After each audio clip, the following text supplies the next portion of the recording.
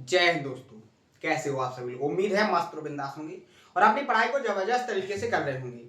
अपना जो लास्ट का सेशन हुआ था उसमें मैंने आपको इक्विलेटरल ट्रायंगल को कंप्लीट करवाया था। इक्विलेटरल ट्रायंगल से रिलेटेड जितने भी टाइप के कॉन्सेप्ट बन सकते हैं, हर एक टाइप के कॉन्सेप्ट को विद प्रूफ के साथ मैंने आपको समझाया था। उसके बाद उस कॉन्सेप्ट से जितने भी टाइप की लैंग्वेज के क्वेश्चन क्रिएट हो सकते हैं, चाहे वो एसएससी लेवल का हो या किसी स्टेट एग्जाम का हो या आपका रेलवे के ग्रुप डी या एनटीपीसी किसी भी एग्जाम का क्वेश्चन हो, हर एक एग्जाम में हर एक बेटे से क्वेश्चन को मैंने आपको प्रैक्टिस करवाने की कोशिश की थी। उम्मीद है आपको बहुत अच्छे से समझ में आया होगा और आपने हर एक कॉन्सेप्ट को प्रॉपर तरीके से नोट किया होगा और आपको जो क्वेश्चन मैंने प्रैक्टिस करवाए हैं उन हर एक क्वेश्चन को आपने खुद से एक बार सॉल्व करने की कोशिश जरूर की होगी। मेहनत से पढ़िएगा, बहुत शानदार तरीके से आपका रिजल्ट निकलेगा। हर एक तरीके से मैं आपको कंप्लीट करवाने की कोशिश कर रहा हूँ, ना ही कोई टाइप छोड़ रहा हूँ, ना ही मैं आपके लिए कोई प्रैक्टिस के लिए कॉन्सेप्ट को स्किप कर रहा हूँ।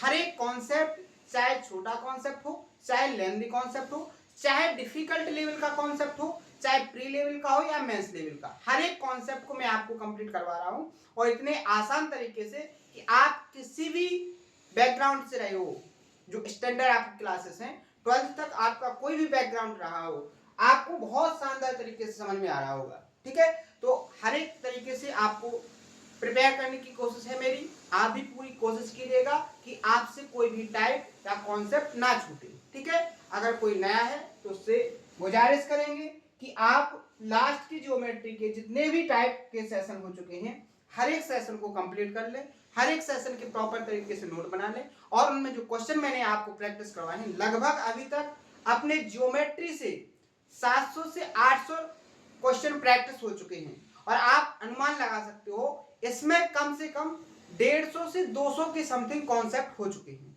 ठीक है, तो आप लोग शानदार तरीके से हर एक कॉन्सेप्ट का नोट बनाइए। जितने क्वेश्चन हैं एक बार मैं प्रैक्टिस करवा रहा हूं, एक बार आप उनको खुद से करने की कोशिश कीजिएगा। आपको जो डाटा दिया जा रहा है, जो आपको कंटेंट दिया जा रहा है, इतना ही कंटेंट आपके लिए हर एक एग्जाम के लिए सफिशिएंट है। ठीक है, तो आज के सेशन से नया टॉपिक स्टार्ट करना है अपन को, आइसोसेलेस ट्रायंगल।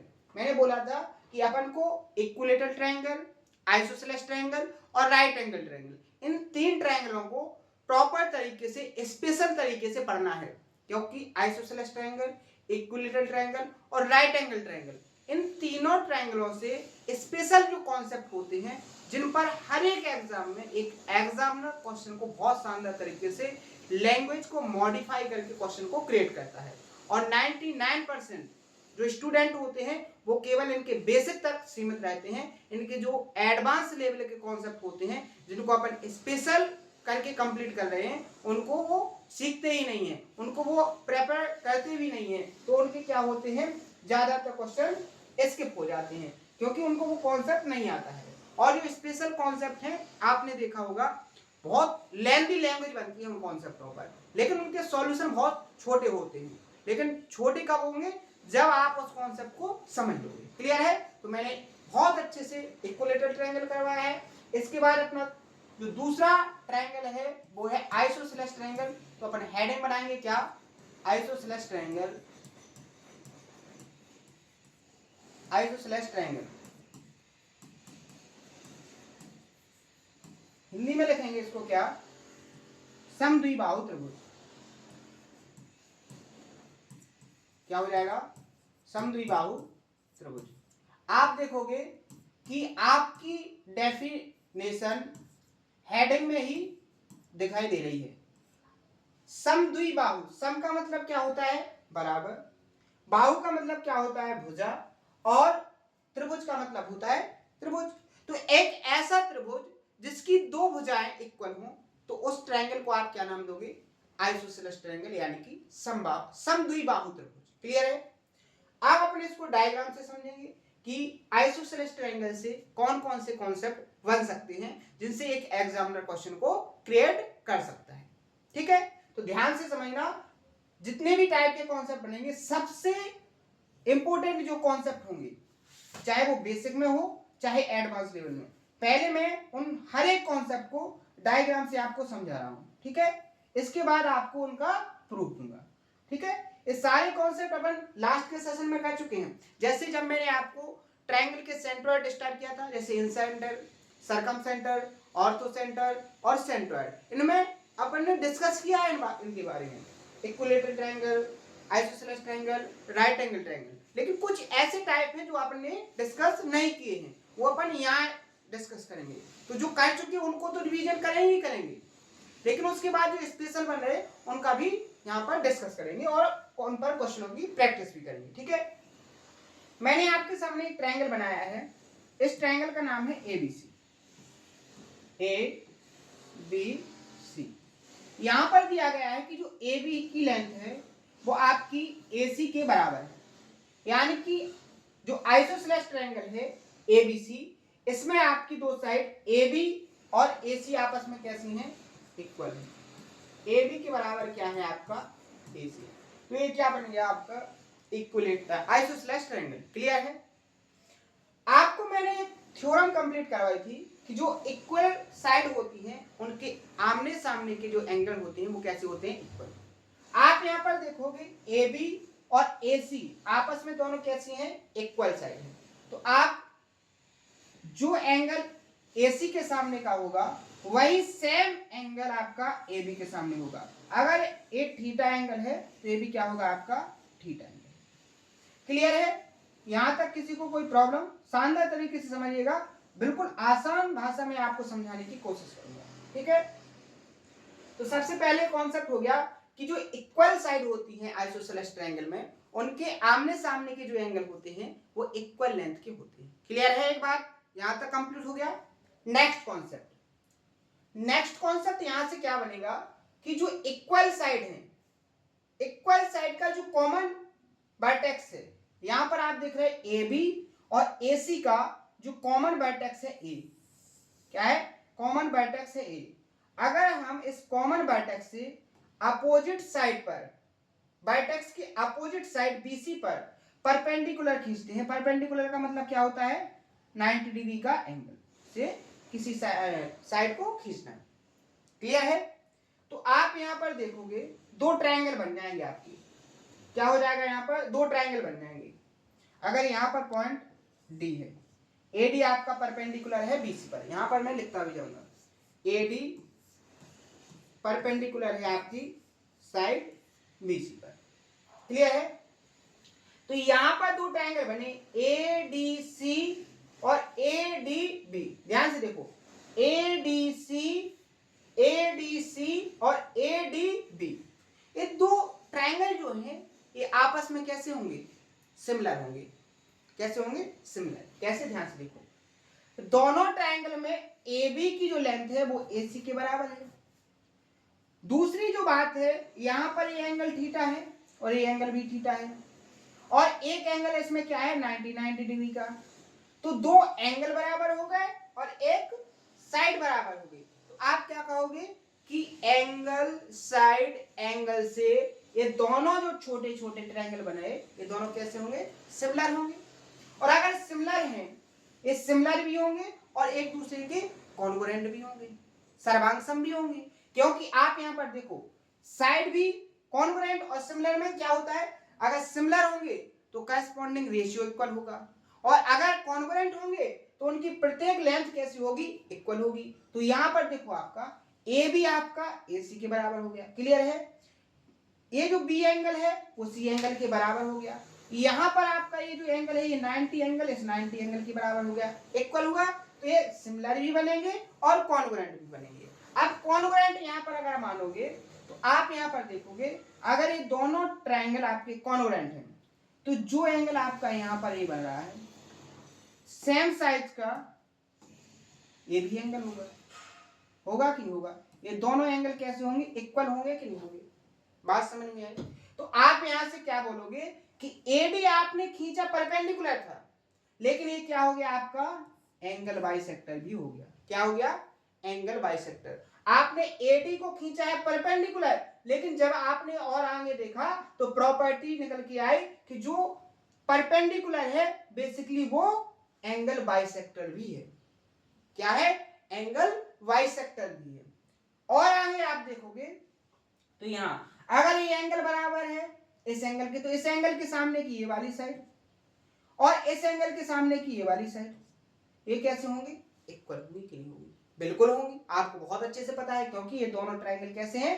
एक दूसरे के कॉन्ग्रुएंट। ठीक है, क्लियर है यहां तक? अब आप यहां पर देखो, ये आपका एडी परपेंडिकुलर भी हो गया, ये एडी आपका क्या हो गया? एंगल बाइसेक्टर भी हो गया, और इस एडी ने अपोजिट साइड बीसी को दो इक्वल पार्ट में डिवाइड कर दिया, तो ये आपका क्या हो गया? एडी ट्रायंगल एबीसी की मीडियन भी हो गई, माध्यिका हो गई। हो गई कि नहीं हो गई? समझ में आया? तो एडी आपकी क्या होगी? बीसी की मीडियन। तो आपका एडी ही परपेंडिकुलर हो गया, एडी ही आपकी एंगल बाइसेक्टर हो गई, और एडी ही आपका क्या हो गया यहां पर? मीडियन हो गई। और एक और आप नाम दे सकते हो एडी को, क्या नाम दे सकते हो? किसी के माइंड में आया? बिल्कुल आ गया होगा कि आप एडी को परपेंडिकुलर बाइसेक्टर भी बोल सकते हो। क्या बोल सकते हो? परपेंडिकुलर बाइसेक्टर, यानी कि लंब समद्विभाजक। तो अब आप यहां पर देखो, मैंने आपको बताया था क्या? इन सेंटर। इन सेंटर क्या होता है? एंगल बाइसेक्टर, जिस एक कॉमन पॉइंट पर एक दूसरे को इंटरसेक्ट करते हैं, वो पॉइंट आपका क्या होता है? इन सेंटर। सरकम सेंटर क्या होता है? जिस ट्रायंगल के तीनों परपेंडिकुलर बाइसेक्टर जिस पॉइंट पर इंटरसेक्ट करेंगे, वो पॉइंट क्या होगा आपका? सरकम सेंटर। तीसरा जो सेंटर बढ़ाया था मैंने आपको, ऑर्थो सेंटर। ऑर्थो सेंटर क्या था? जिस पॉइंट पर ट्रायंगल की तीनों हाइट इंटरसेक्ट करेंगे, वो पॉइंट आपका क्या होगा? Ortho centre. चौथा मैंने आपको सेंटर पढ़ाया था कि अगर ट्रायंगल की तीनों मीडियंस किसी एक कॉमन पॉइंट पर इंटरसेक्ट करेंगे, तो वो कॉमन पॉइंट ही आपका क्या कहलाएगा? सेंट्रॉइड, यानी कि केंद्र। तो आप यहां पर देखो, एडी आपका हाइट भी है, एडी आपकी मीडियन भी है, एडी आपकी परपेंडिकुलर बाइसेक्टर भी है, और एडी ही आपकी क्या है? Angle bisector. तो यहां पर आपके जो चार के चार सेंटर हैं, वो इसी लाइन पर होंगे। इसी लाइन पर क्या होगा आपका? इन सेंटर भी होगा। इसी लाइन पर आपका क्या होगा? ऑर्थो सेंटर भी होगा। इसी लाइन पर आपका क्या होगा? सेंट्रॉइड भी होगा। इसी लाइन पर आपका क्या होगा? सरकम सेंटर भी होगा। यानी कि जो चार के चार सेंटर आपके बनेंगे, वो इसी लाइन पर होंगे। समझ में आया? चार के चार सेंटर, चारों सेंटर्स इसी लाइन पर होंगे।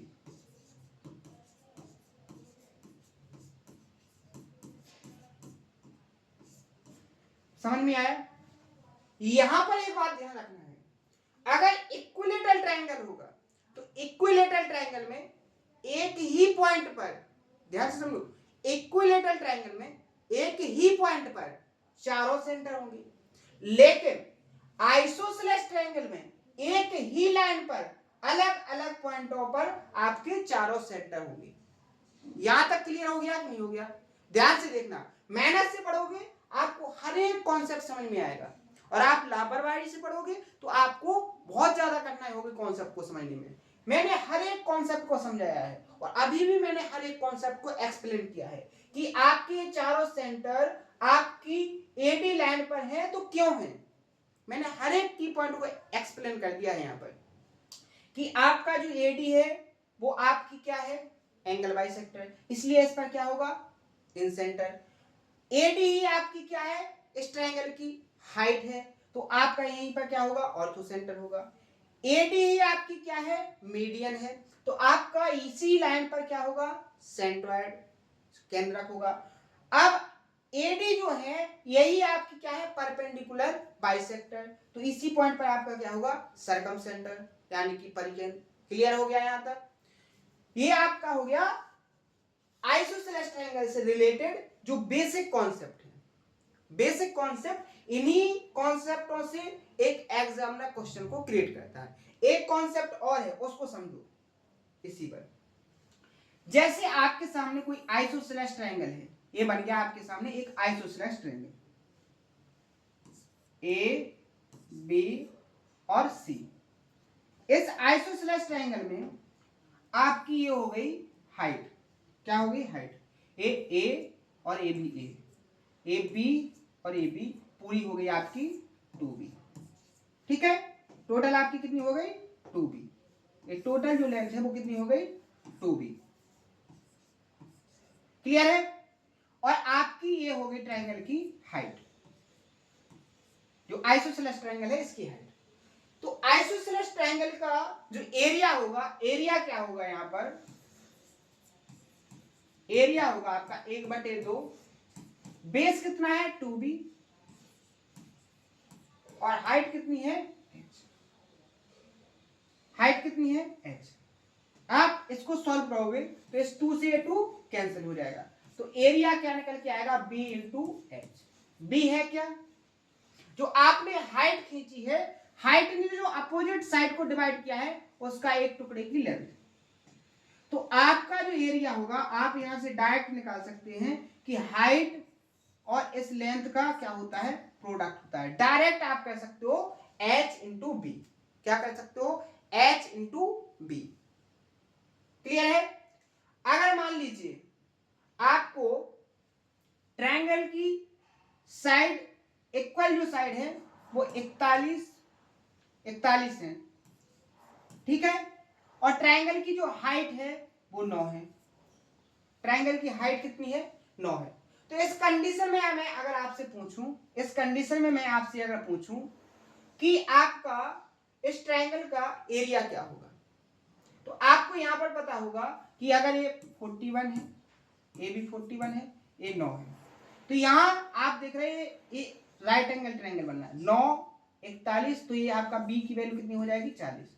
तो डायरेक्ट आपका एरिया क्या हो जाएगा 9 इंटू 40 यानी कि 360 सेंटीमीटर। अगर सेंटीमीटर में तो सेंटीमीटर स्क्वायर, मीटर में तो मीटर स्क्वायर। क्लियर है? तो ऐसे आप फाइंड कर लोगे। तो आपको समझ में आ गया कि आपको कैसे फाइंड करना है। आइसोसेलेस ट्रायंगल का जो पेरीमीटर होगा वो क्या होगा, ट्रायंगल की दोनों इक्वल साइड का सम प्लस तीसरी जो डिफरेंट साइड दी गई है उसका सम। यानी कि पेरीमीटर का सीधा सीधा कॉन्सेप्ट है कि आपको तीनों साइड को क्या करना है, सम निकालना है। क्लियर है?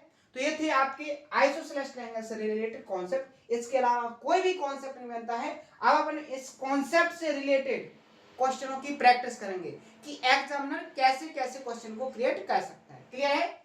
आगे बढ़े तो इन कॉन्सेप्टों को प्रॉपर तरीके से आप नोट करोगे, इनका रिवीजन करोगे, इसके बाद इन क्वेश्चनों की प्रैक्टिस करोगे। यहां पर देखो, जैसे क्वेश्चन नंबर 25, अपना क्वेश्चन सॉल्व कहां तक हो गया था, अपना हो गया था 24 नंबर के क्वेश्चन को सॉल्व करेंगे। ठीक है, यहां देखो, सबसे पहले क्वेश्चन को रीड करेंगे, और क्वेश्चन को रीड कैसे करना है कि अपन को क्वेश्चन एक ही बार में समझ में आ जाना चाहिए। इतने फास्ट नहीं पढ़ना है कि क्वेश्चन को ही 3 बार पढ़ रहे तो टाइम वेस्ट हो जाएगा। क्वेश्चन को ऐसे पढ़ना है कि एक बार में ही समझ में आ जाए और आपका टाइम भी वेस्ट ना हो। ठीक है, शानदार तरीके से, एक इंटरेस्टिंग तरीके से, लॉजिकल तरीके से अपन क्वेश्चन को रीड करेंगे। जैसे यहां पर देखो, the perimeter of N isosceles triangle, एक पेरीमीटर जो आइसोसेलेस ट्रायंगल है उसका पेरीमीटर कितना है, is 125 centimetre. If the base is 33 centimetre, find the length of the equal side. यानी कि जो डिफरेंट साइड है उसका जो बेस है उसकी जो लेंथ है वो कितनी है 33 है। आपको इसका जो पेरीमीटर दिया है वो क्या है 125। मान लीजिए आपकी इक्वल साइड ए है और डिफरेंस साइड जो है वो बी है, तो पेरीमीटर क्या होगा a plus A 2a plus तीसरी साइड b। a आपका 125 के बराबर हो रहा है। क्लियर है ना? आप यहां पर देखो 2a, इक्वल साइड की तो वैल्यू आपको निकालनी है, a की वैल्यू निकालनी है। बेस आपका कितना दिया है यहां पर 33 उस तरफ जाएगा, आपका 33 उस तरफ जाएगा, तो 125 में से माइनस क्या करेंगे 33, और 125 से 33 जाएंगे आपके, तो आपका कितना बचेगा 92। कितना बचेगा 92। ठीक है, और इसको अगर आप 2 से डिवाइड करोगे तो आपका कितना आ जाएगा, a की वैल्यू 46। कितना आ जाएगा, a की वैल्यू 46। यानी जो इक्वल साइड है, इक्वल साइड की जो वैल्यू आ जाएगी, ऑप्शन नंबर बी यहां पर क्या हो जाएगा आपका करेक्ट आंसर। देखो कितना कॉन्सेप्चुअली बिल्कुल छोटा सा क्वेश्चन है, लेकिन ये प्री लेवल का है। ये क्वेश्चन जो है वो प्री लेवल का है। आपका भी प्रैक्टिस में पहला क्वेश्चन है, तो छोटा सा क्वेश्चन आपको समझ में आए, आपको रिदम बने। ठीक है, कि क्वेश्चन को कैसे अपन को सॉल्व करना है, वो चीज समझ में आए। तो ऐसे भी क्वेश्चन आते हैं। तो ये जो कैलकुलेशन मैंने आपको करके दिखाई है, ये सिंपल कैलकुलेशन है, आप माइंड के अंदर भी कर सकते हो। अभी आपका स्टार्टिंग पॉइंट है, इसलिए हर एक कैलकुलेशन को मैं करके दिखाता हूं। क्लियर है? किसी को कोई डाउट? अब बहुत सारे स्टूडेंट तो ऐसे होंगे जो एक दिन सेशन अटेंड करने के बाद 2 दिन सेशन अटेंड ही नहीं करते। अब वो सोचे कि इतने सिंपल क्वेश्चन भी मुझे समझ में नहीं आ रहे, तो वो अपने आप को कंपटीशन की लाइन में गलत लेकर ही आ गए हैं। समझे ना? तो आपको जो कंपटीशन लाइन है क्या, एक ऐसी लाइन है कि इसमें आपका रिदम नहीं टूटना चाहिए। अगर आपका रिदम टूटा तो आप फिर कितने भी एफर्ट डाल लेना, आप आगे बढ़ ही नहीं सकते, आप आगे निकल ही नहीं सकते। आपको अगर कंपटीशन लाइन को क्लियर करना है तो इसका बिल्कुल सिंपल सा लॉजिक है, सिंपल सा तरीका है कि आपकी कंटिन्यूटी रहनी चाहिए। क्या रहनी चाहिए? कंटिन्यूटी रहनी चाहिए। जितनी ज्यादा आपकी कंटिन्यूटी रहेगी, जितने अच्छे से आप एफर्ट डालोगे, उतने जल्दी आपको रिजल्ट मिलेगा। और आप जितनी कंटिन्यूटी को स्किप करोगे, तोड़ोगे, और आप उस पर ज्यादा एफर्ट नहीं डालोगे, तो फिर आपको प्रॉब्लम होने वाली है, आप कितने भी इंटेलिजेंट क्यों ना हो। समझ में आ गया? तो आप कंटिन्यूटी बना के चलिएगा, हर एक कॉन्सेप्ट को कंप्लीट करके चलिएगा। नेक्स्ट क्वेश्चन सॉल्व करेंगे, ठीक है? यहां देखो, फिर से क्वेश्चन को रीड करेंगे। ABC is an isosceles triangle. ABC एक आइसोसेलेस ट्रायंगल है such that AB equal to AC। AB AC के बराबर है and AD is the median to the base BC। जो बेस BC है उस पर AD आपकी मीडियन है विद ट्रायंगल ABC। ये आपका ट्रायंगल ABC है, ठीक है? Triangle ABC, sorry angle ABC। यहां पर जो एंगल ABC दिया है, यहां पर एंगल आना, यहां पर एंगल ABC 35 डिग्री है, देन VAD आपको फाइंड करना है। क्या करना है? एंगल BAD फाइंड करना है। यहां देखो, ध्यान से देखो, आपका ये ट्रायंगल हो गया आइसोसेलेस। क्या हो गया? Isosceles triangle ABC। BC पर आपकी क्या है? मीडियन। तो वर्टेक्स A से अपोजिट साइड पर ये आपकी क्या हो गई? मीडियन AD, ठीक है? ये मीडियन है तो ये परपेंडिकुलर भी होगी 90 डिग्री का एंगल। यहां पर देखो, AB के बराबर AC है, AB के बराबर AC होगी। एंगल ABC 35 है, ABC ये जो एंगल है वो 35 डिग्री का है, ठीक है? आपको फाइंड क्या करना है? BAD आपको ये वाला एंगल फाइंड करना है। BAD ये वाले एंगल, इस वाले एंगल को फाइंड करना है। अब ये 90 का हो गया, ठीक है? ये 35 का हो गया, 125 डिग्री। 180 में से ट्रायंगल के तीनों एंगल ABD ये ट्रायंगल बन गया ना, तो इसके तीनों एंगल्स का सम 180 होगा। अब टोटल 125 हो रहा है, तो एंगल BAD क्या हो जाएगा? 5, 3 और 5, 55 डिग्री। ऑप्शन नंबर बी यहां पर क्या हो जाएगा? Correct answer. केवल आपको यहां पर एक कॉन्सेप्ट आना चाहिए था कि जो AD मीडियन है वो आपकी परपेंडिकुलर भी होगी। क्या होगी? परपेंडिकुलर भी होगी, BC पर परपेंडिकुलर होगी, क्योंकि आइसोसेलेस ट्रायंगल में एक ही लाइन आपकी, अगर आप इक्वल साइड के कॉमन वर्टेक्स से अपोजिट साइड पर मीडियन खींचते हो तो वो मीडियन भी होगी, वो परपेंडिकुलर भी होगी, वो एंगल बाइसेक्टर भी होगी। आपसे एग्जामिनर इस वाले एंगल को भी पूछ सकता था, जैसे दिया ये था, पूछ इसको सकता था। तो ये भी कितने डिग्री का होगा? 55 डिग्री का। ये भी कितने डिग्री का होगा? 55 डिग्री का। अगर बात करेंगे इस एंगल की तो कितने डिग्री का होगा? 35 डिग्री का। क्लियर है ना? तो आपसे एग्जामिनर कुछ भी पूछ ले, आप विद इन टाइम में जवाब दोगे जब आपके कॉन्सेप्ट क्लियर होंगे, ठीक है? तो मैंने देखो आपको कॉन्सेप्ट समझा दिया, कॉन्सेप्ट पर कुछ क्वेश्चनों की प्रैक्टिस भी करवाई है। कल के सेशन में आइसोसेलेस ट्रायंगल से रिलेटेड जितने भी टाइप के क्वेश्चन बनेंगे, हर एक टाइप की क्वेश्चन की प्रैक्टिस करेंगे। तो आज के सेशन में आपको जितने भी डाउट आए हों, मुझे उम्मीद तो वैसे नहीं है कि आपको कोई डाउट आना चाहिए, क्योंकि हर एक तरीके से मैंने आपको समझाया है। फिर भी अगर आपके डाउट आते हैं तो उसको कमेंट बॉक्स में बताएं, मेहनत से पढ़ें, हर एक तरीके से आपको समझ में आएगा। थोड़े खुद से एफर्ट डालने की कोशिश करें। आपको एक्स्ट्रा कंटेंट पर कहीं नहीं जाना है, आपको जितना भी कंटेंट की पॉसिबल जरूरत है, आपके एग्जाम की जो रिक्वायर है, हर एक तरीके से वो पूरी की जा रही है।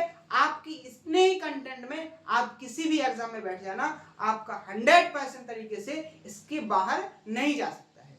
तो आप यहाँ वहाँ भटकने से ज़्यादा अच्छी बात है कि आप इसी कंटेंट पर काम करें। तो मेहनत से पढ़िएगा। मिलते हैं नेक्स्ट सेशन में इसी जोश और उम्मीद के साथ। आज के सेशन में इतना ही, मिलते हैं नेक्स्ट सेशन में। थैंक यू, धन्यवाद।